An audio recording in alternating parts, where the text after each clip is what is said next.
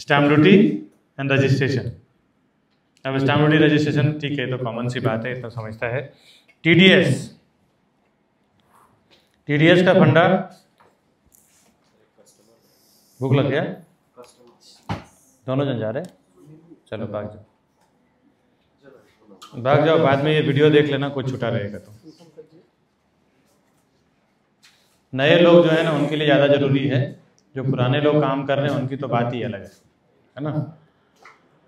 TDS, TDS का क्या फंडा है भाई, कोई बताएगा? कितने पे 5% लगता है, कितने पे 2% लगता है, कितने पे 1% लगता है, कुछ मालूम है? 50 lakhs below 45 के अंदर 1% लगता है। जोर से बोल, नहीं सुनाई दे रहा है। 45 लाख के अंदर 1% लगता है। 45 कहाँ से आ गया है? वो जीएसटी हो गया, वो नहीं। अभी हम टीडीएस में चल रहे हैं, टीडीएस बताओ। 50 लाख रहेगा तो टीडीएस नहीं लगेगा। बिलो 50, हाँ 50 लाख से ऊपर गया तो 1% टीडीएस लगेगा। Yes, below 50 lakh no TDS. कुछ चेंज नहीं हुआ है ना इसमें? 1%, हाँ नहीं सर, नहीं हुआ ना। 1% ही। और एबव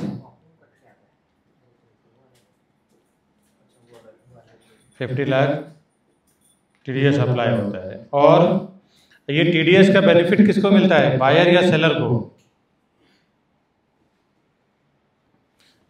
अगर टीडीएस कौन पे करता है और बेनिफिट किसको मिलता है? बेनिफिट्स कहाँ मिलता है? वो तो काट के देता है, वो बाद में क्लेम करना पड़ता है उसको। नहीं, टीडीएस पे कौन करता है? सेलर। टीडीएस तो पे करेगा बायर, बायर करेगा। सुनिए, मतलब वो डिडक्ट करके देता है टीडीएस, सामने वाला। सुनिए ना, टीडीएस बायर पे कर रहा है सेलर के बिहाफ में, ठीक है। उसके बाद सर्टिफिकेट देगा, सेलर के बिहाफ में पे कर रहा है, लेकिन अल्टीमेटली तो बायर सेलर ही पे कर रहा है ना। और इसका जो बेनिफिट मिलेगा वो मिलेगा सेलर को। सेलर जब आईटीआर करेगा तो उसको वो पूरा क्लेम मिल जाता है। अगर वो कुछ दिखाना चाहता है तो ठीक है, नहीं तो पूरा क्लेम कर सकता है। टीडीएस का फंडा ये है। ये समझ में आया? नए लोग, पुराने लोग, सबको? और इसमें कुछ है 50 लाख के नीचे। अच्छा, ये 50 लाख और 1 करोड़ क्या है मालूम है? ये एग्रीमेंट वैल्यू, फ्लैट कॉस्ट की बात कर रहे हैं। एग्रीमेंट वैल्यू के ऊपर है, जो एग्रीमेंट वैल्यू एग्रीमेंट पे लिख के आ रहा है उसका एग्रीमेंट वैल्यू, मार्केट वैल्यू और आरआर वैल्यू।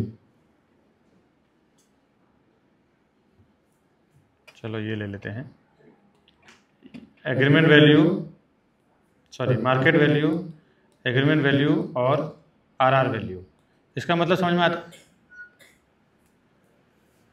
तुम लोग आगे आ जाओ, नींद आ रहा लगता है, आगे आ जाओ, इधर आ जाओ। टीडीएस का फुल फॉर्म तो क्या है मालूम है? अच्छा कुछ है, आगे आ जाओ, इधर आ जाओ। पीछे ऐसे मुंडी झुका के मोबाइल में घुसे रहते, पता नहीं क्या कर रहे हैं। क्या नाम क्या है? ग्रीन शर्ट, आगे आ जाओ। उसी का मुंडी मुझे नहीं दिख रहा है, अभिनंदन का नहीं दिख रहा है। नहीं इधर आ जाओ, इधर तो हमारा दुलारा आदमी वो है, आ जाओ।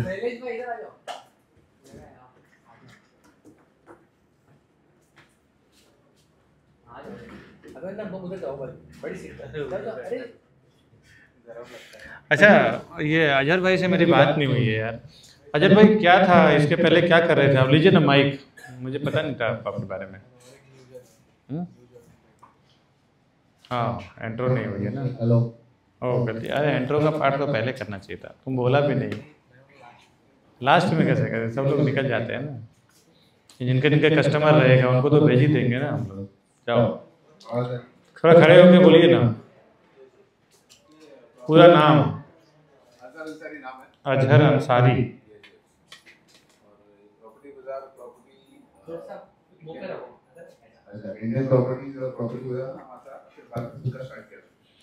अच्छा, मतलब वहाँ पे आप काम कर चुके हैं। ये क्या नाम है उनका? अजहर, अपना इंडियन प्रॉपर्टी का सेठ का भूल गया मैं। उमर भाई, हाँ। उमर फ्रूट वाला, वही दोनों भाई ही है ना सके? हाँ करेक्ट। तो यहाँ पे कितना दिन काम किया आपने?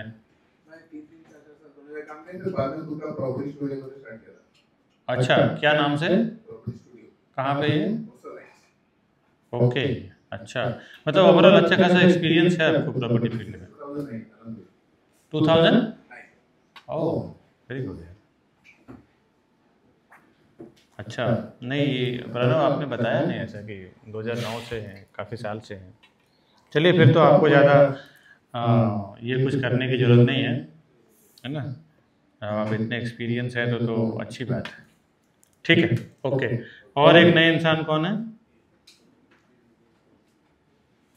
क्या नाम आपका? यूनुस। ओके, कहाँ रहता है यूनुस? मार्केट वैल्यू के हिसाब से एसडीआर नहीं होता है, मार्केट वैल्यू के हिसाब से पेमेंट होता है। इसने बोला समझ में आया क्या? चालू है ये कैमरा? नहीं नहीं, 50-50 भी नहीं, कोई इसमें जो है ना परसेंटेज रेशियो कुछ भी नहीं है, इसमें कोई परसेंटेज रेशियो नहीं है, फिक्स नहीं है कुछ भी। कहीं 30-70 भी रहता है, कहीं 20-80 भी रहता है, कहीं 10-90 भी रहता है, कहीं 90-10 भी रहेगा, तो इसका कोई परसेंटेज फिक्स नहीं है। देखो, मार्केट वैल्यू मतलब करेंटली मार्केट में प्रॉपर्टी की क्या वैल्यू है। अगर समझ लो हम बैठे हैं, अभी क्लस्टर 2 है, क्लस्टर 2 में कोने का दुकान है, उसका एग्रीमेंट वैल्यू है 8,000 रुपये पर स्क्वायर फुट। समझ में आ रहा है?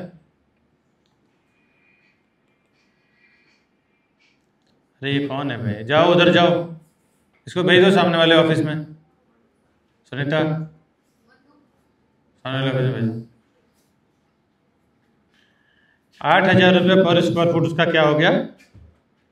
Agreement value. ये कौन डिसाइड करता है? गवर्नमेंट। तुम लोग थोड़ा सा हाँ हूँ करते रहो, चालू रहे, ये गवर्नमेंट का पार्ट है। आरआर वैल्यू नहीं, एग्रीमेंट वैल्यू डिसाइड करता है, सॉरी, कस्टमर। समझ में आ रहा है? एग्रीमेंट वैल्यू क्या होता है मैं बताता हूँ। अभी अगर समझ लो कि दुकान है 2 करोड़ का, एग्जाम्पल देते हैं, एग्जाम्पल से समझ में आएगा। अभी जो लोग नहीं जानते हैं ना एग्रीमेंट वैल्यू, मार्केट वैल्यू और आरआर वैल्यू के क्या होता है, तो ध्यान से मेरे साथ में रहना, समझ में आ जाएगा कि डील के दौरान ये चीज़ें आपको हर जगह पे टकराएगा, रीसेल हो या फिर बिल्डर प्रॉपर्टी हो। ओके, अब 2 करोड़ का अगर प्रॉपर्टी का, ये क्या है? Market value. मार्केट वैल्यू में क्या निकाला जाता है कि भाई इस एरिया में दुकान का भाव कितना है ना? अगर वहाँ पे दुकान का भाव है 1 लाख रुपए पर स्क्वायर फुट, तो ना ये आरआर वैल्यू है ना ये एग्रीमेंट वैल्यू है। अगर 200 स्क्वायर फुट का दुकान है, 2 करोड़ रुपए कीमत है, तो पर स्क्वायर फुट का रेट कितना हो गया? ये धंधे वाले जो है ना बराबर चलते हैं इसमें पर स्क्वायर फुट, ये लाख रुपया पर स्क्वायर फुट, उसका क्या हो गया? ये मार्केट वैल्यू। समझ में आया? अब देखो, गवर्नमेंट से जब रेडी रेकनर निकालोगे तो आज के डेट में कमर्शियल का रेडी रेकनर मीरा रोड का क्या है? बहुत कम है सर। वही पूछ रहा हूँ, क्या है, कितना है अजर भाई? नहीं, परसेंटेज में नहीं है यार। 7 से 10 रुपये। हाँ, अभी जो है ना प्रॉपर्टी का वैल्यू, आरआर वैल्यू जो है वो मुश्किल से 8,000-9,000 का है। समझ में आ रहा है? तो आरआर वैल्यू हो गया 8,000 रुपये, 8 से 9,000 रुपये। मैं मैक्सिमम साइड 9,000 पकड़ता हूँ, क्योंकि कमर्शियल में अभी काम हुआ था थोड़े दिन पहले, क्योंकि हम लोग ज़्यादा रेसिडेंशियल बेचते हैं, तो 8,500 का वैल्यू आया था। तो ये 8,000 रुपया आरआर वैल्यू है। अब क्या रह गया कि एग्रीमेंट वैल्यू क्या होगा? अभी सोचो 2 करोड़ मार्केट वैल्यू हो गया, 2 करोड़ के हिसाब से 1 लाख रुपए स्क्वायर फुट, ये एमवी हो गया। उसके बाद 8,000 रुपया RRV हो गया। अब एग्रीमेंट वैल्यू देना है। एग्रीमेंट वैल्यू क्या होगा वो थोड़ा समझ लो। कस्टमर ने बोला कि 2 करोड़ रुपया में 1 करोड़ रुपया मेरे पास है और ब्लैक में है, और 1 करोड़ रुपया मेरे पास वाइट में है। हेलो, समझ में आ रहा है? अब 1 करोड़ रुपया मेरे पास जो वाइट में है, तो 1 करोड़ रुपए का आप एग्रीमेंट बना दो, 1 करोड़ रुपया मैं आपको ब्लैक दे दूंगा। तो जो 1 करोड़ रुपए का जो वो एग्रीमेंट बना रहा है ना, ये इसका 1 करोड़ रुपया एग्रीमेंट वैल्यू हो गया। 1 करोड़ रुपए को अगर 200 स्क्वायर फुट से डिवाइड करो तो पर स्क्वायर फुट का प्राइस कितना निकलेगा? 50,000 रुपया। तो ये 50,000 रुपया पर स्क्वायर फुट, ये एग्रीमेंट वैल्यू हो गया। हाँ, बाकी का ब्लैक। हेलो, ये तीनों चीजें क्लियर हुआ? मार्केट वैल्यू और रेडी रेकमेंड वैल्यू और एग्रीमेंट वैल्यू। नहीं हुआ तो बोलो, फिर से बताता हूँ, नहीं तो अगली बार जो है ना कहीं पे भी टकराएंगे। इसमें फ्लैट का भी चलता है, दुकान का भी चलता है। इसमें सेम आपको लैंड में भी कभी छोटा मोटा कुछ टकरा जाए तो वहाँ पे भी कैलकुलेशन निकालने को आसान हो जाएगा।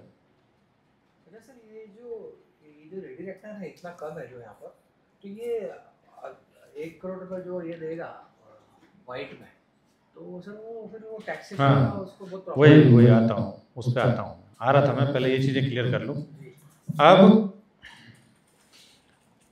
एग्रीमेंट वैल्यू जो टैक्सेशन है वो इसलिए है क्योंकि अगर समझ लो RR वैल्यू के हिसाब से 200 स्क्वायर फुट के गाले का प्राइस कितना हो रहा है?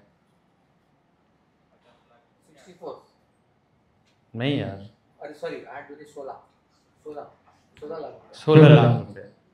लेकिन 16 लाख रुपया के अलावा अगर उसके पास 2 करोड़ का अगर डील है और उसके पास 16 लाख रुपया के अलावा पूरा वाइट पड़ा हुआ है, जिसमें वो 1 करोड़ रुपया वाइट 1 करोड़ रुपया ब्लैक कर सकता है, बाकी का ब्लैक वो कर ही नहीं सकता। कमर्शियल डील में ये थोड़ा दिक्कत है। नहीं, कुछ नहीं है, होता है। मैं आपको बताता हूँ ये किस कंडीशन में होता है, किस कंडीशन में होता है वो ध्यान रखना, इसका कंडीशन अलग अलग है। अब जो सेलर है, सेलर को जो पैसा मिलेगा वो पैसे का सामने क्या करेगा उसके ऊपर डिपेंड करेगा कि एग्रीमेंट कितना बनेगा। हाँ, वो कैपिटल गेन से बचने के लिए उसको क्या करना है, या फिर बहुत लोग कंफर्टेबल होते हैं, बहुत लोग होते हैं कि जो भी कैपिटल मेरा बढ़ रहा है उसमें भर दूंगा क्योंकि मेरे को पैसे की बहुत जरूरत है। केस टू केस डिपेंड करता है। अब कैपिटल गेन का मतलब समझते हैं सब लोग? हेलो, कौन नहीं समझते? सब समझते, ठीक है। कैपिटल गेन का मतलब समझते हैं कि प्रॉपर्टी में जो प्राइस में अभी आज हमने लिया है 10 साल के बाद उसका प्राइस जो बढ़ा है उसको कैपिटल गेन बोलते हैं। कैपिटल गेन टैक्स मोटा मोटी कितना लगता है? 28%, 28%। जो 5 पैसा बढ़ा है उसका मोटा मोटी हिसाब किताब ऐसा ही है। वो सर्वे नंबर, हिस्सा नंबर के ऊपर भी डिपेंड करता है, कौन से जोन में वो लैंड है, कौन से एरिया में है, कौन से तालुका में है, कौन से वो इसमें विलेज में है, कौन से डिस्ट्रिक्ट में है, उसके ऊपर भी डिपेंड करता है। अब कैपिटल गेन जिसको बचाना है वो क्या करेगा? जो प्रॉपर्टी उसने 2 करोड़ में अगर बेचा है तो सामने वो 2 करोड़ रुपया सेम प्रॉपर्टी में ही इन्वेस्टमेंट कर दे, है ना? उसके बाद उसको कोई टेंशन नहीं है, गवर्नमेंट उसको कोई टैक्स नहीं लेगी। हाँ, 6 मंथ का टाइम है। या तो वो 6, सुनो, 2 चीजें रहती है, या तो वो 6 मंथ का 6 मंथ में वो सामने इन्वेस्टमेंट कर दे, या फिर 1 साल का वो गवर्नमेंट बॉन्ड में जमा कर दे बैंक में। ये भी है। हाँ, ये 2 चीज की है बस। 1 ईयर का गवर्नमेंट बॉन्ड का टाइम मिलता है उसको,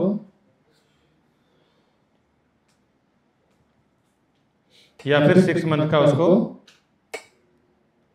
सामने प्रॉपर्टी ले 6 महीने के अंदर उसको फंड इन्वेस्टमेंट का टाइम मिलता है। 6 महीने के अंदर कहीं से भी प्रॉपर्टी खरीद के आप इन्वेस्टमेंट कर दो। इस केस में उसको कैपिटल गेन टैक्स नहीं लगेगा। ये चीजें क्लियर हुआ? और किसी का आवाज़ नहीं आ रहा है, लग रहा है कि हम ही और आप ही हैं खाली बस। नहीं तो अपने को मालूम नहीं है सर, मतलब मोटा मोटा तो पता ही है।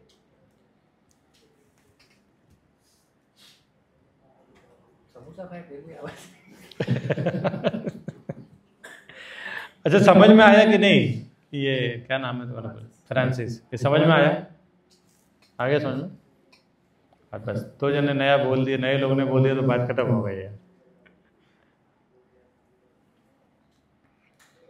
अब आते हैं, अरे ये हमेशा टकराएगा आपको, जहाँ जहाँ भी डील करने जाओगे ना, ये बोला आरआर वैल्यू है, ये गवर्नमेंट वैल्यू है। पूरा पूरा पूरा पूरा अमाउंट आपको ब्लॉक करना पड़ेगा। वाइट पे जितना भी आएगा ना वो डालना पड़ेगा, जो भी एग्रीमेंट में शो हो रहा है वो पूरा डालना। वही शो कर रहा है ना आपका। सर अपने यहाँ ही कोई था ना जो रेडिएटर वैल्यू कम करवा रहा था। ठीक है, सब आपके क्लास। अब क्या है कि उसको जब उसको बिठा के समझाया गया कि सर अगर आप रेडिएटर वैल्यू कम करेंगे तो आप तो जेल जाएंगे ही, आपका मैं तो जेल जाऊंगा, मेरे साथ में सेलर भी जाएगा, आप भी जाएंगे, सब लोग जाएंगे। तब जाके वो चुप हुआ। नहीं वो सेल्स वाले से लड़ रहा था, इसको कम करो। नहीं, डेवलपर तो बिल्कुल नहीं करेगा। अरे वो डेवलपर तो क्या, वो उसके लिए भी खतरनाक है ना यार, भरने वाले के लिए, भरवाने वाले के लिए और मीडिएटर के लिए, तीनों के लिए डेंजर है वो। आसपास ही नहीं, एक्यूरेट। अच्छा, रेडी रेक्टा का भी ये भी है, रेडी रेक्टा भी सर फ्लोराइज भी होता है? नहीं। हाँ सर, रेडी क्या रेक्टा फ्लोराइज? जैसे कि इनका हाई राइज जो लेते हैं ना ये लोग पैसा, उसके हिसाब से रेडी रेक्टा लोग काउंट करते हैं सर। पॉसिबल है, हो सकता है। हाँ, क्योंकि अभी ये रेशमी में जो डील हुआ वो ऐसे ही हुआ सर, रेडी रेक्टा उसने हायर फ्लोर का अलग था। हाँ, अलग करके नीचे का अलग करके उसने डील किया।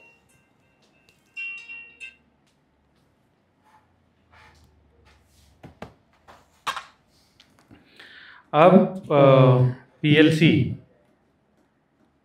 पीएलसी सबको मालूम है? किसको नहीं मालूम है पीएलसी? ठीक है, और ओके, चलो 4-5 लोगों ने उठा लिया, इतना इनफ है। पीएलसी का फुल फॉर्म होता है प्रीफर लोकेशन चार्ज। ये क्या होता है ना, इसका मैं आपको थोड़ा डिटेल में समझा देता हूँ कि किसी बिल्डिंग में आप फ्लैट खरीदने जा रहे हो और मालूम पड़ा कि उसको ईस्ट में और साउथ में Sanjay Gandhi national park, mountain दिख रहा है, फॉरेस्ट दिख रहा है, रिवर दिख रहा है, खाड़ी दिख रहा है, और जस्ट उसके अपोजिट वेस्ट में आपको सिटी दिख रहा है, एमिनिटीज दिख रहा है, बिल्डिंग दिख रहा है। ओके, तो यहाँ पे डेवलपर क्या करते हैं कि सर 4 लाख रुपये पीएलसी चार्ज है। जो जेपी इंफ्रा में एक बार मैं प्रॉपर्टी बेच रहा था तो वहाँ पे था कि 2 लाख रुपए जो माउंटेन फेसिंग फ्लैट है उसका 2 लाख रुपए एक्स्ट्रा पीएलसी चार्ज है, और सिटी फेसिंग जो था उसमें पीएलसी चार्ज नहीं था। तो ये जो है ना प्रीफर लोकेशन चार्ज या प्रीफर लोकेशन व्यू चार्ज है कि भाई जिससे आपको माउंटेन और फॉरेस्ट दिखेगा उधर का फ्लैट लेंगे तो आपको 2 लाख रुपए एक्स्ट्रा देना पड़ेगा, है ना।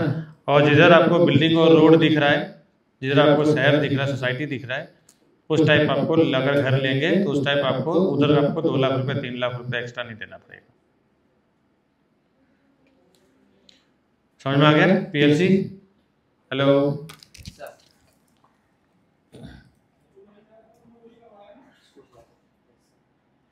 हाँ, जीवन भर स्कूल में ही पढ़े रहे हैं और क्या, बाहर निकलने का ही नहीं। जो बाहर निकल जाता है ना फिर वो गड़बड़ हो जाता है। एमआईसीएल वाला है ना उल्टा कर रहा है, माउंट वो फेसिंग का 2 लाख कम ले रहा है। किधर? एमआईसीएल फेज 2। अच्छा, तो किधर हाईवे साइड में ज़्यादा ले रहा है? सिंगापुर इंटरनेशनल स्कूल की तरफ 2 लाख एक्स्ट्रा ले रहा है। तो उधर का फायदा है ना, क्यों ले रहा है बताओ, आप बता दो मेरे को। चलो सर, वो पूरा स्कूल का उधर का गैदरिंग कैंपस नहीं, और कुछ बताओ, नहीं और कुछ बताओ। आपने नोटिस नहीं कर पाए, मैं आपने बोला मैंने नोटिस कर लिया। फॉरेस्ट की इन्वेंटरी बची रही नहीं, और फॉरेस्ट तो दिख ही रहा है ना सामने। इन्वेंटरी का कंसर्न बैक साइड वाला का नहीं, ये जो पकड़ लिया इसने कि वेस्ट जो है ना, वेस्ट से हवा का, धूप का फ्लो हम जब हमेशा रहता है, वो वेस्ट के हिसाब से भी भाव ले रहा है।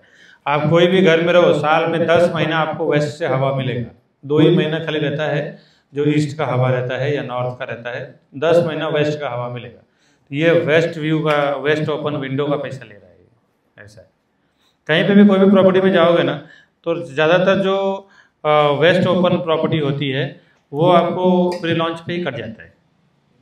वेस्ट ओपन जितने फ्लैट होते हैं ना प्री लॉन्च लॉन्च पे ही पहले दूसरे दिन ही सब कट जाता है और होगा भी नहीं। एक ये लिख लो हर्ष, ये वेस्ट ओपन जो है ना वो प्री लॉन्च में एक क्लॉज डाल देना, ये मैंने ऐड नहीं किया है।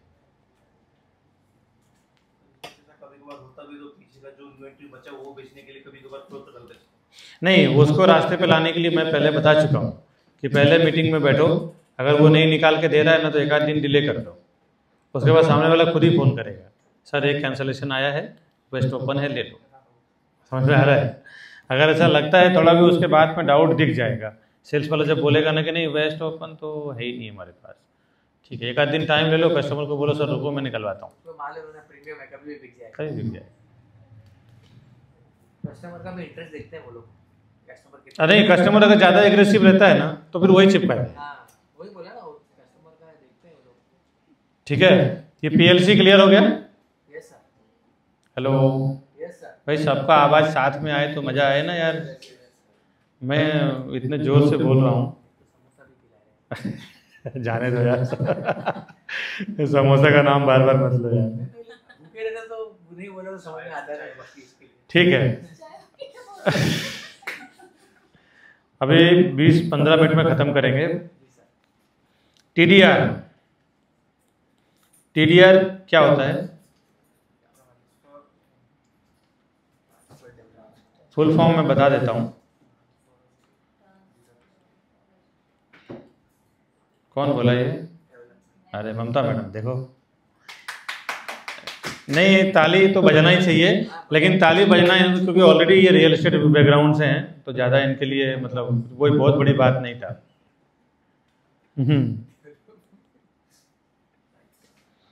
है ना, ट्रांसफर डेवलपमेंट राइट होता है इसका। अच्छा, ये टीडीआर कैसे मिलता है? एक तो मिलता है एफएसआई के बेस पे, एफएसआई बेस्ड, और एक मिलता है परचेस बेस्ड। ये शायद ममता मैडम को नहीं मालूम होगा।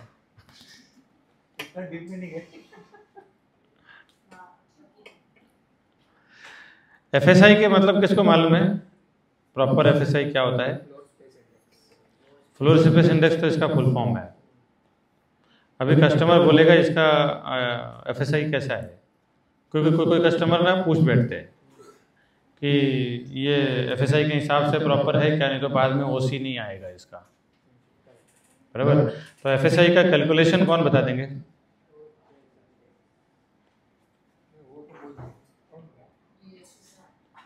क्या? Total buildup area divide by total area, FSI is equal to total buildup area divide by total area. नहीं, एफएसआई से टीडीआर कैसे निकलता है वो मैं पूछ रहा हूँ आप लोग से। जैसे कि 1000 का एरिया है, उस पे उनको बनाने का दिया है 3 लाख, मतलब 3 का पैसे, 3000 का दिया है, उसमें भी उनका कुछ बच रहा है तो वो ट्रांसफर करता है दूसरी साइट पे। लेकिन वो क्यों करेगा ट्रांसफर? नहीं सर, बचेगा ही नहीं। एक बार बताओ, कोई भी अगर तुम बिल्डर है, समझ लो कि बिल्डर की जगह पे बैठ जाओ। अभी मैं सहजान भाई को बिल्डर बना रहा हूँ तो समझ लेना कि सहजान भाई एक बिल्डर है। अगर 1 लाख स्क्वायर फुट का इनको लैंड मिला है, 1 लाख के लैंड पे मिराउड में एफएसआई क्या चल रहा है? 3 का एफएसआई है, तो 1 लाख स्क्वायर फुट के लैंड पे 3 लाख स्क्वायर फुट का सेलेबल उसको सेल करने के लिए मिलेगा। ओके, 3 लाख स्क्वायर फुट वो सेल कर सकता है रेरा के मुताबिक, जो रेरा का कारपेट एरिया है उसकी बात कर रहा हूँ। अब रेरा के मुताबिक वो 3 लाख स्क्वायर फुट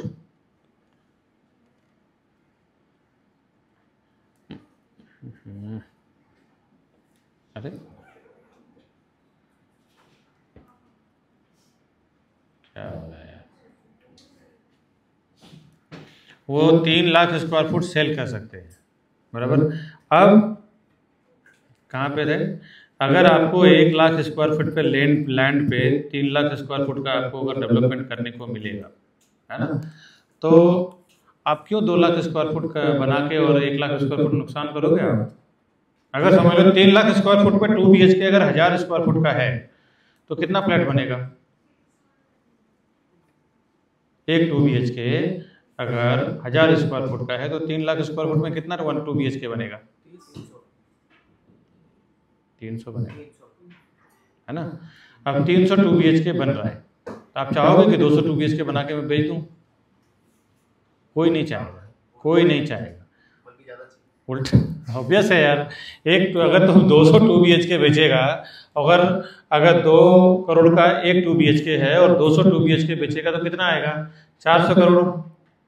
और 300 2 BHK बेचेगा कितना आएगा? 600 करोड़। तो 200 करोड़ का नुकसान करेगा क्या? समझ में आ रहा है ना।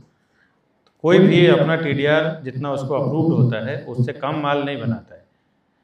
अब और जरूरत पड़े तो बाहर से खरीदता है।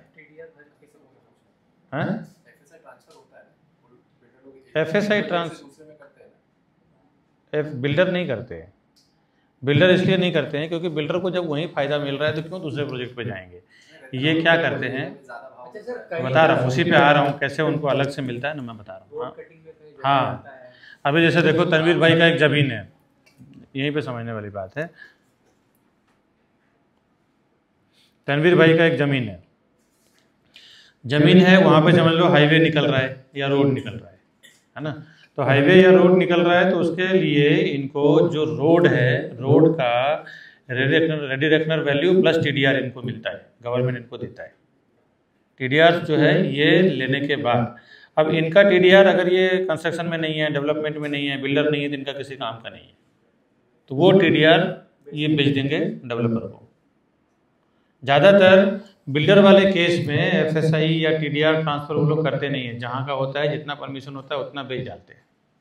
कई बार ऐसा होता है, आप जो बोल रहे हैं ना कि उस केस में ऐसा होता है कि जैसे अगर समझ लो 1 लाख स्क्वायर फुट का ज़मीन हो और वहाँ पे 5 का FSI है, बहुत जगह पे है भी, मुंबई साइड में 5 का FSI है, तो वहाँ पे 5 लाख स्क्वायर फुट उसको डेवलपमेंट करने को मिला है, जिसमें कि 2 BHK कितना बनेगा? 500 ना बना है, हाँ 500 बनेगा। 5 लाख स्क्वायर फुट अगर डेवलपमेंट करने मिल रहा है तो अब 500 के हिसाब से 500 फ्लैट अगर उसको बनाना है ना, आप ध्यान से समझना मैं क्या बोल रहा हूँ। 500 फ्लैट अगर उसको बनाना है, वहाँ परमिशन कितने माले का है? 20 माले का, बराबर। और एक फ्लोर पे 5 फ्लैट है। हेलो, और वहाँ पे जगह है, 4 टावर खड़ा कर सकते हैं। या फिर अगर समझ लो बांद्रा का एरिया है और बांद्रा के एरिया में 15 माले से ऊपर वो बना नहीं सकते। अब 15 माले से ऊपर नहीं बना सकते, और 15 माले पे बनाने के लिए एक फ्लोर पे 4 फ्लैट अगर वो बना रहा है तो एक बिल्डिंग में कितना फ्लैट बनेगा? 60। अगर वो 5 टावर बना रहा है तो कितना फ्लैट बना? 300। कितना बच गया उसके पास? 200 फ्लैट, यानी कि 2 लाख स्क्वायर फुट का उसका TDR बचा हुआ है। तो वो 2 लाख स्क्वायर फुट TDR जो है वो कभी दूसरे प्रोजेक्ट में यूज़ कर सकता है। एक्चुअल कैलकुलेशन है इसका। तो ये आपको मालूम होना चाहिए, क्योंकि आपको अगर कभी बिल्डर बोल रहा है, कस्टमर बोल रहा है, या फिर क्या होगा ना, बिल्डर जब बोल रहा है और कस्टमर को समझ में नहीं आ रहा है तो कस्टमर तो ब्लैंक बैठा है।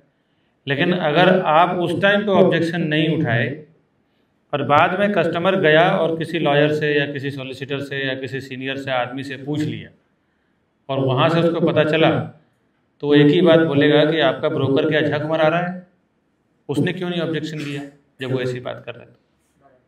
समझ में आ रहा है? तो वो चीज़ें आपको तुरंत ऑब्जेक्शन लेना है वहाँ पे कि भाई तू क्या बात कर रहा है, ऐसा होता थोड़ी है। ये टेक्निकल नॉलेज का पार्ट है कि ये आपको पता होना चाहिए कि TDR FSI का कैलकुलेशन क्या होता है और इसको कैसे इम्प्लीमेंट होता है, ये कैसे ट्रांसफ़र होता है, कैसे सेल होता है, ये आपको मालूम होना चाहिए। अभी क्लियर हो गया कैसे बेचता है, कैसे ट्रांसफ़र होता है। TDR जो खुद डेवलपमेंट में नहीं है वो लोग सामने डेवलपर को सेल कर देते हैं।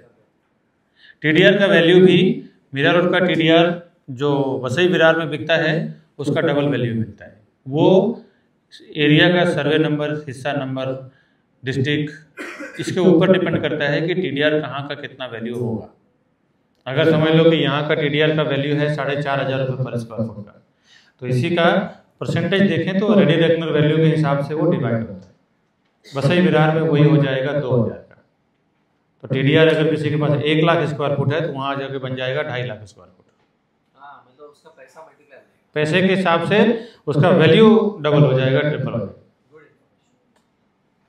समझ में आया ये बात? क्योंकि TDR का कोई ये फिक्स नहीं है कि मीरा रोड में जितना है उतना ही वसई विरार में होगा, उतना ही बॉम्बे में, बैंड्रा में होगा, तो नुकसान हो जाएगा ना। फिर मीरा रोड का TDR या तो मीरा रोड में बिकेगा, अगर किसी कारणवश वसई विरार में बेचना है तो वहाँ उसका वैल्यू डबल। जो जनरली ऐसा होता नहीं है, म्यूनसिपैलिटी ऐसा करने देती नहीं है, बोले मीरा रोड का TDR है तो मीरा रोड में ही बेचो।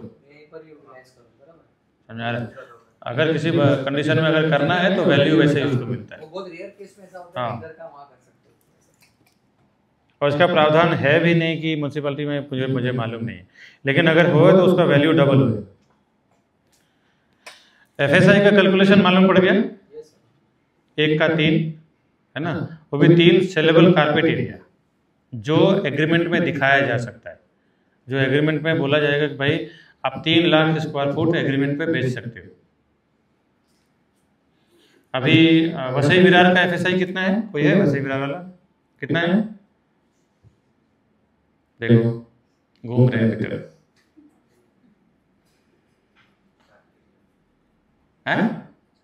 शाकिर भाई से थोड़ी पूछा है मैंने तुमको, लेकिन डील के दौरान, कस्टमर के दौरान कई बार बोला गया होगा, तुमको याद नहीं। आपको याद है शाकिर भाई? 2 का है और जेड का है, उधर का अपना विरार का, नायगांव का, बसई का थोड़ा बढ़ा हुआ है, इसलिए बसई में हाई राइज टावर है। क्योंकि एक बात याद रखो, जिस भी सिटी का FSI ज़्यादा होगा वहीं पे हाई राइज टावर बनेगा।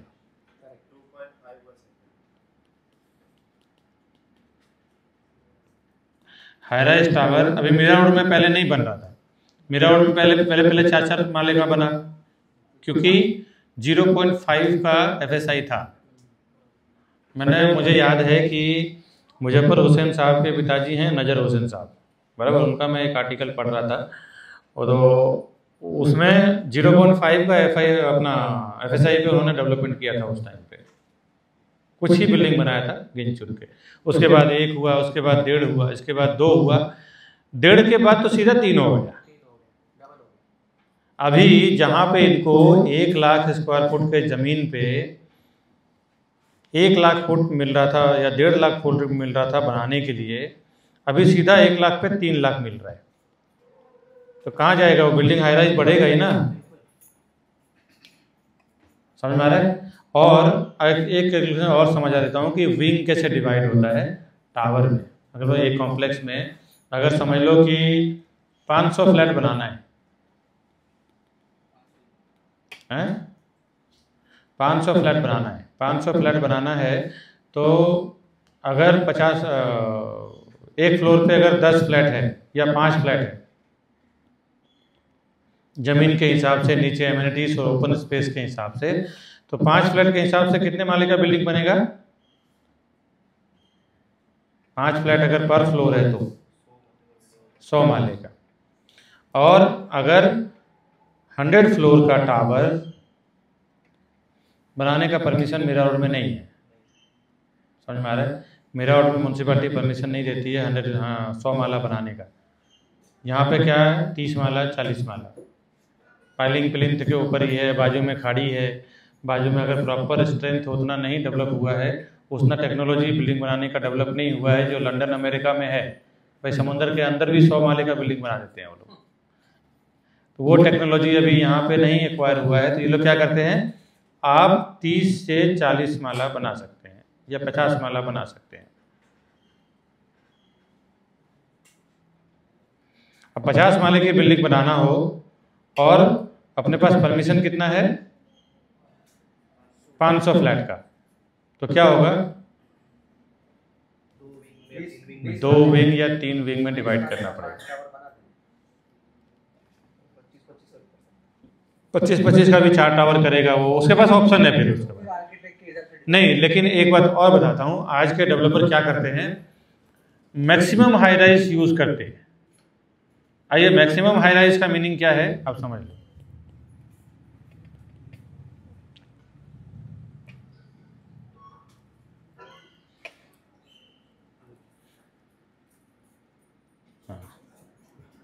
अब ये लैंड है और अगर इनको 50-50 माले का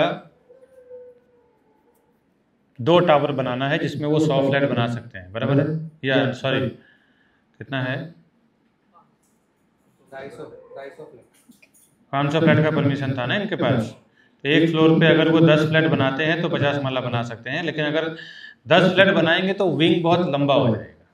जो एक्चुअल जो रॉयल लोगों की जो चॉइस है ना वो नहीं रहेगा। कैसा वो चौल में कैसा होता है, एसआरए वाला कैसा रहता है, एक फ्लैट पे, एक फ्लोर पे 10 फ्लैट बना दिए तो प्राइवेसी खत्म,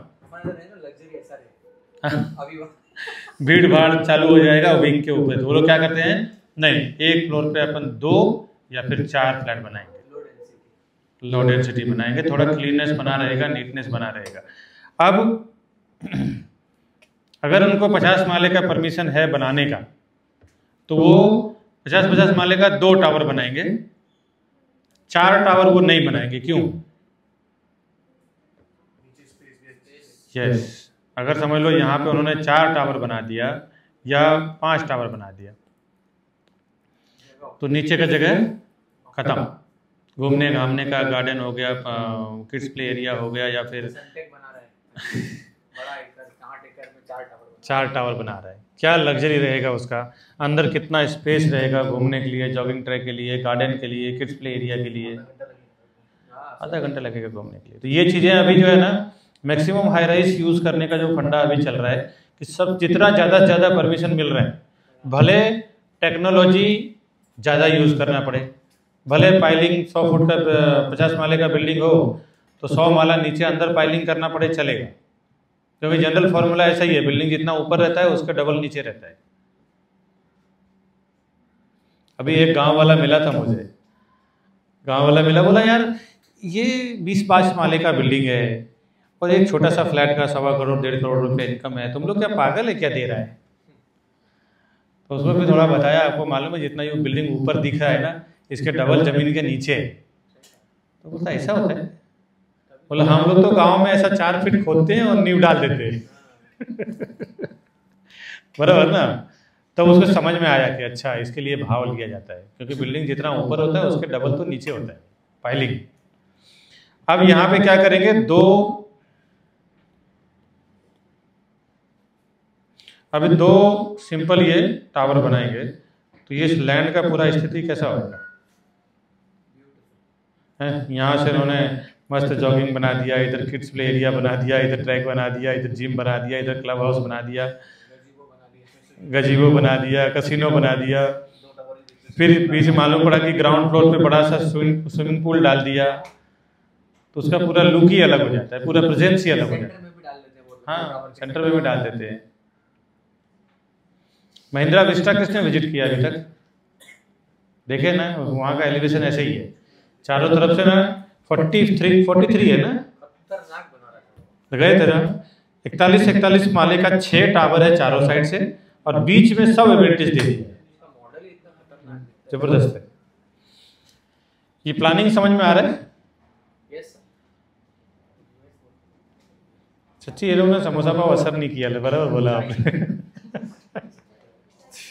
नहीं, एक्चुअली क्या है ना, ये लोग ध्यान से समझ रहे हैं तो ठीक है, कोई बात नहीं।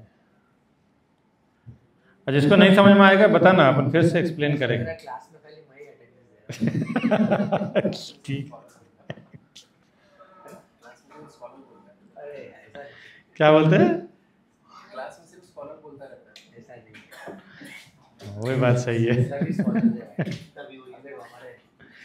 ठीक है। टीडीआर और एफएसआई का फंडा क्लोज हो गया। नहीं और कुछ रहेगा तो अगली बार फिर इस पे बैठेंगे हम। बैठेंगे सर, ये मजा आ रहा है। मजा आ रहा है नॉलेज है ना सर, ये सब अपने को फ्यूचर में काम आएगा। अरे ये हर जगह काम आता है, जहाँ जहाँ पे मैं आज तक डील में बैठा हूँ ना, हर जगह कई बार तो ऐसा होता है, एक कस्टमर ऐसे सवाल कर लेते ना सर के दिमाग से, आप बोले ना खुजाने लगते हैं, खुजाने लगता है, अरे ये क्या बोलूँ इसको। और उस टाइम जब हम चुपके से बैठे रहते हैं, चुपचाप बैठे रहते हैं, तो कस्टमर भी हमको देखता है, सेल्स वाला भी देखता है और बिल्डर भी देखता है, तीनों देखता है। कस्टमर भी बोलता है साला किसके साथ में बैठा हूँ, कुछ तो बात ही नहीं कर रहा है। और वो कस्टमर जिसको नॉलेज होगा उसके साथ में बैठेंगे तो और भी अपना खा जाएगा वो।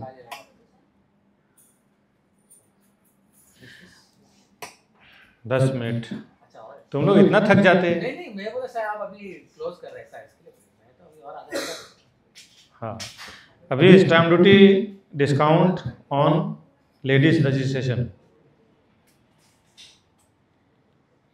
किसी को मालूम है कि स्टैम्प ड्यूटी डिस्काउंट मिलता है जब हम लेडीज़ के नाम पर फ्लैट खरीदते हैं तब? किसको मालूम है? अच्छा, उसके पीछे कंडीशन क्या है वो मालूम है? मालूम है तेरे को?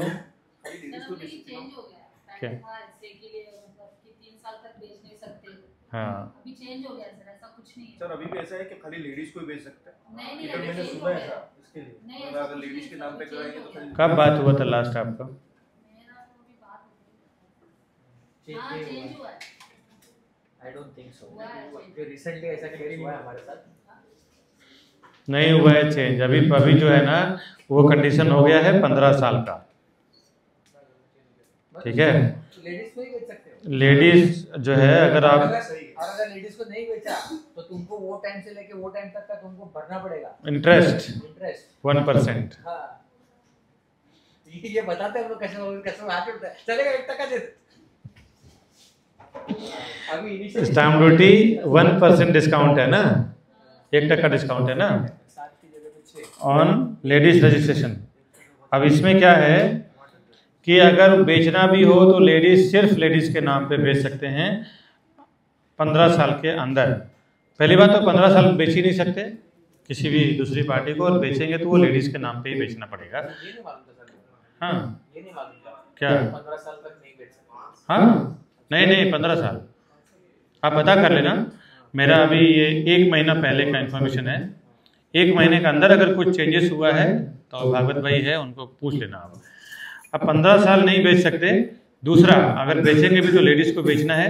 तीसरा, अगर बेच दिया और गवर्नमेंट को मालूम पड़ा, पिछला रिकॉर्ड निकाला, वैसे तो मालूम पड़ जाता है उसी टाइम पे, लेकिन अगर बाद में मालूम पड़ा तो उसके डबल फाइन है।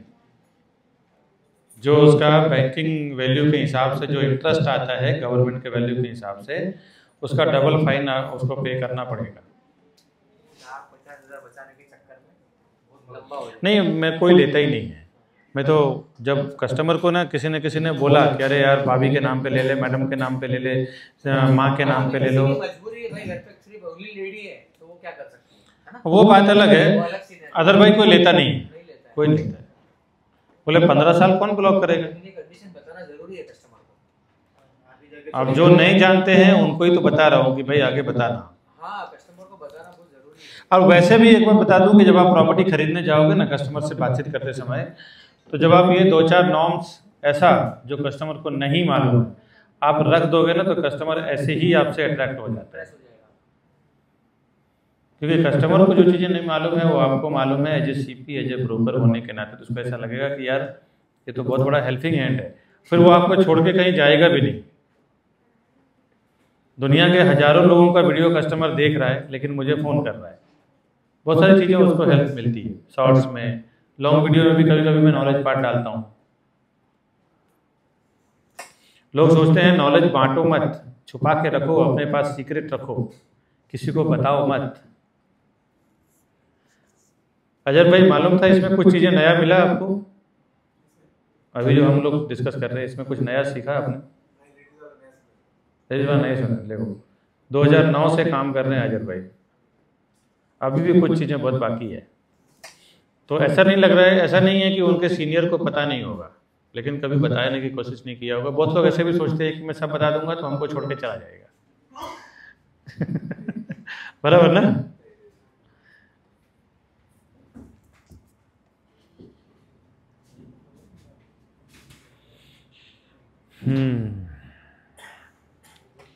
लेडीज